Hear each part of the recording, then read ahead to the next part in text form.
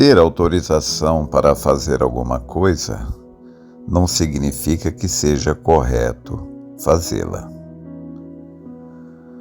Eu tomo esta frase para iniciar a nossa meditação nesta manhã, o que nos leva a pensar naquilo que Paulo disse na sua primeira carta aos Coríntios, capítulo 10, verso 23, onde ele diz: "Todas as coisas me são lícitas, mas nem todas as coisas convêm. Todas as coisas me são lícitas, mas nem todas as coisas edificam."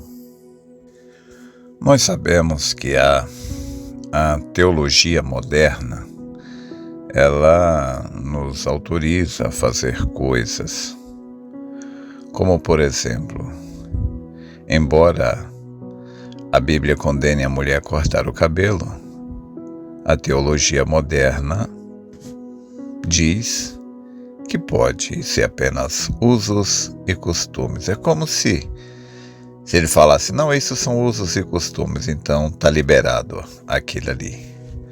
A mulher pregar, a Bíblia condena, mas a teologia também libera, então pode. O que nós devemos entender é que a teologia muda, os tempos mudam, as pessoas mudam e suas regras também. Mas Deus disse: eu sou Deus e não mudo. Se você seguir a orientação das pessoas que são contrárias à palavra de Deus, isto não te exime de responder por aquele erro. Você dizer: não, mas o meu pastor disse que podia, o padre disse que podia, o cardeal, o papa, seja lá quem for, disse que podia. Mas se a Bíblia diz que não pode, não pode. Então, o pensamento é que hoje vivemos em um tempo moderno, as coisas mudaram, mas Deus disse: eu sou Deus e não mudo. Jesus Cristo disse: passarão os céus e a terra, mas as minhas palavras não hão de passar. É um tanto contraditório pregar a palavra hoje como ela é. Mas não importa quão contraditório seja, quão contraditório pareça. A nós não importa o que diz a teologia, porque o católico acredita no que diz a igreja.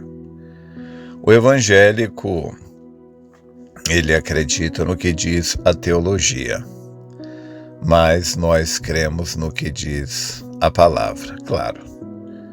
Os teólogos e os evangélicos dizem que seguem a palavra, claro.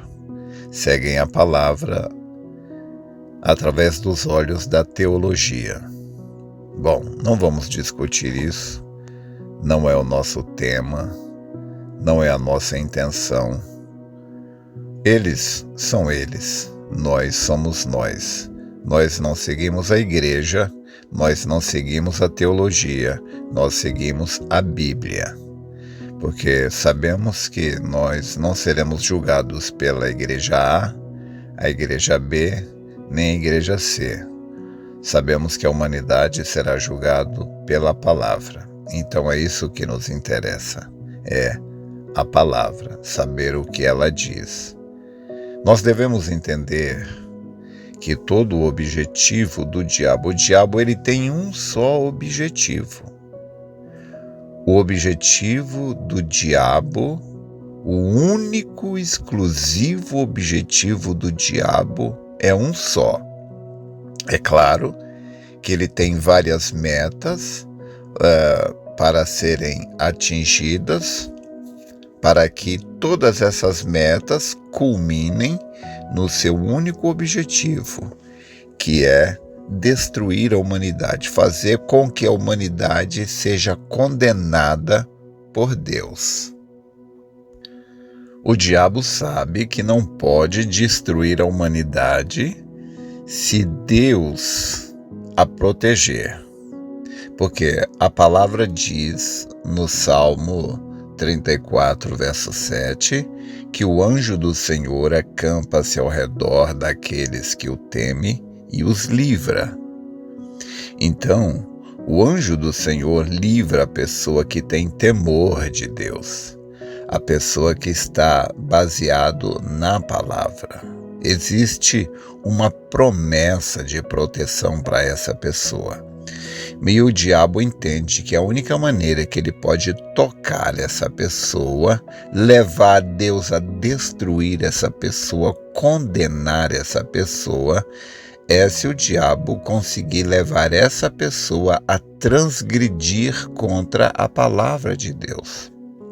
Foi o que aconteceu na festa de Baal-Peor, em que Balaão conseguiu levar Israel para a festa deles lá, e então os homens pecaram e Deus matou 24 mil pessoas em um único dia. E aquelas pessoas que Deus matou, era a nação de Deus, era Israel, que tinha saído do Egito. Paulo disse em 1 Coríntios capítulo 10, que aquelas pessoas que saíram do Egito, elas foram batizadas em Moisés, batizadas na nuvem e no mar. Elas comeram o pão espiritual que caía do céu e beberam da água espiritual, da rocha que era Cristo. Veja aonde eles estavam. Eles tinham a nuvem sobre eles de dia, a coluna de fogo sobre eles à noite, guiando eles. Veja onde eles estavam. Tinham um profeta, que era Moisés, que Deus disse, não, se alguém é espiritual ou profeta, eu me manifestarei a ele em sonhos, em visões, mas não é assim com Moisés. Eu falo com ele boca a ouvido. Era o profeta que eles tinham. Veja onde eles estavam, o que eles tinham. E Paulo disse, mas Deus não se agradou da maior parte deles, pelo que pereceram, morreram no deserto, foram mortos. Deus os matou. Deus disse, então cada um de vocês agora caminhará pelo deserto até que o cadáver de vocês caia, mas vocês não entrarão na minha terra. Por quê? Porque eles desagradaram a Deus. E por que eles desagradaram a Deus? Porque algumas pessoas as persuadiram a isso. O diabo sempre vai levantar alguém para te persuadir, para te levar ao erro. Deus não vai tirar o bode do meio das ovelhas. Cabe a você tomar o conselho de Paulo, que disse, cuida-te de ti mesmo. Cabe a você tomar o conselho de Paulo, que disse, não se envolva em coisas questionáveis. Olha, você sabe o que é correto? Então faça o que é correto, viva correto, pense o correto. Esse é o nosso dever. Salomão disse, de tudo que se tem ouvido, o fim é, teme a Deus e guarda os seus mandamentos, porque este é o dever de todo homem. O meu dever, o seu dever, é temer a Deus e guardar os seus mandamentos. Não permitir que ninguém te induza ao erro. Você não pode, não deve permitir que ninguém te induza ao erro, não importa onde você esteja. Existe a maneira certa e a maneira errada de se conduzir. Daniel estava na Babilônia, mas mesmo lá na Babilônia, ele se conduziu de forma correta. José estava no Egito, mas mesmo lá ele se conduziu de forma correta. O que define o seu comportamento não é o local onde você está, mas é o que está dentro de você. Não é onde você está, é o que está dentro de você. Então lembre-se, ter autoridade para fazer o que é errado não torna correto fazê-lo. A lei me autoriza. Se eu quiser, eu posso fumar. Se eu quiser, eu posso beber. A lei autoriza. Mas eu devo fazê-lo? É correto fazê-lo? Então, todas as coisas me são lícitas, mas nem todas me convêm. Qual é o meu objetivo? O meu comportamento, ele deve estar governado pelo meu objetivo. Se o meu comportamento não é ditado, motivado pelo meu objetivo, ou eu não tenho objetivo, ou então eu não vou alcançar o meu objetivo. Paulo disse: aquele que milita não é coroado se não militar legitimamente. Não importa quão difícil seja remar contra a correnteza. O que você tem que entender é que, se você estiver sem Deus, não importa quão fácil seja a coisa, você fracassará. O profeta disse: não importa quão bem-sucedido você seja neste mundo, sem Cristo você perde absolutamente tudo. Pensar o correto, fazer o correto, é difícil? Sim, claro. Se ir para o céu fosse fácil, ninguém iria para o inferno. Mas lembre-se da escritura que existe em 2 Crônicas, capítulo 16, verso 9. Ali diz assim: porque quanto ao Senhor, seus olhos passam por toda a terra, para mostrar-se forte para com aquele cujo coração é perfeito para com o Senhor. O seu coração é perfeito para com o Senhor?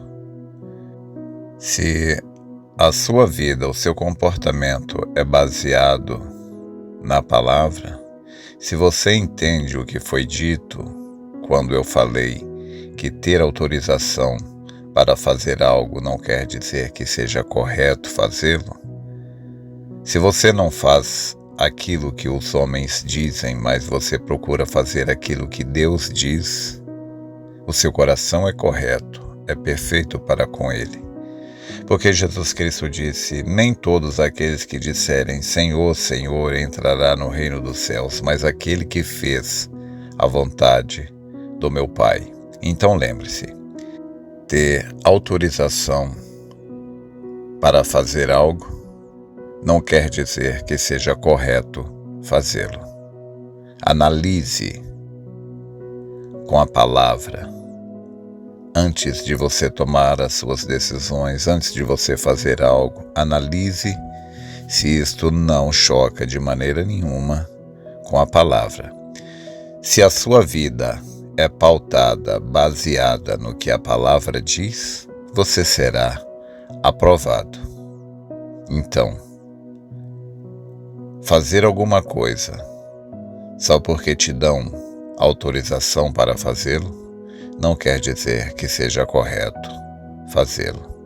Espero ter te ajudado. Deus te abençoe.